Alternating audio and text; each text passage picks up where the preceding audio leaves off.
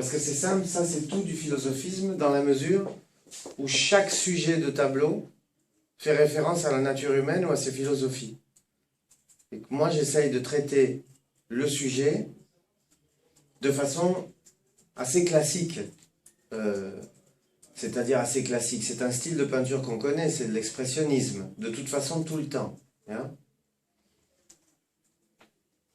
Mais, pour commencer dès le début, par exemple, tu peux retrouver dans le bain de Vénus, tout simplement Vénus personnifiée, qui prend un bain sur Vénus. Alors j'ai créé des formes qui sont bien sûr extraterrestres et complètement vénitiennes, vénusiennes, en fait.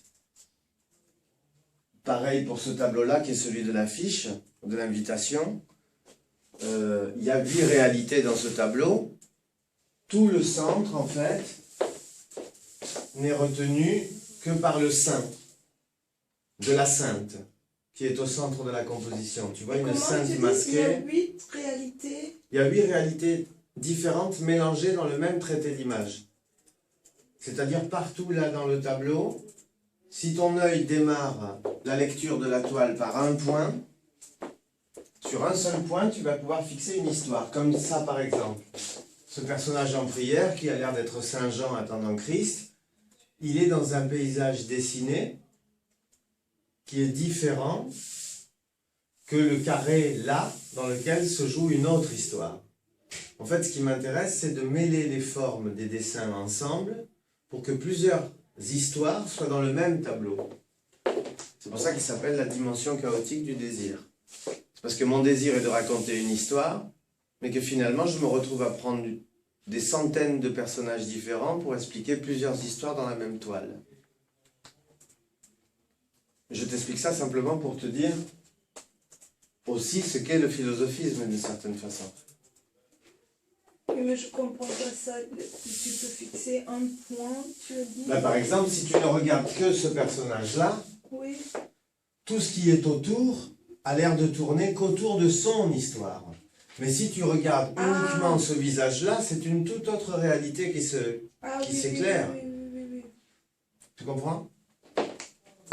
Ce qui n'est pas le cas des autres tableaux la plupart du temps.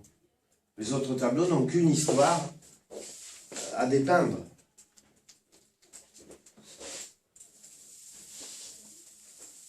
Par exemple, celui-ci. Celui-là, c'est l'histoire du chamanisme. C'est presque une vision de l'ayahuasca. Là, il n'y a pas plusieurs histoires mélangées.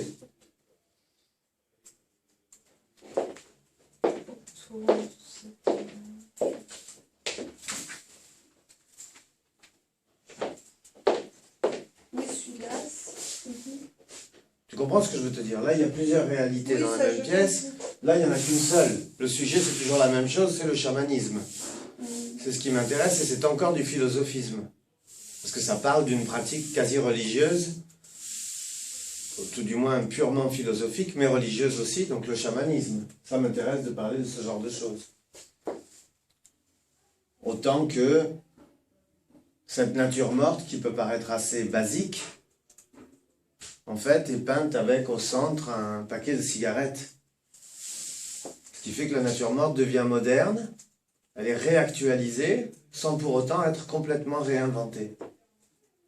Mais ça reste du philosophisme, ça parle des natures mortes d'aujourd'hui. Si j'étais de l'époque de Cézanne, j'aurais fait des pommes. Je ne peux pas faire des pommes, alors je fais un paquet de cigarettes au centre de la nature morte.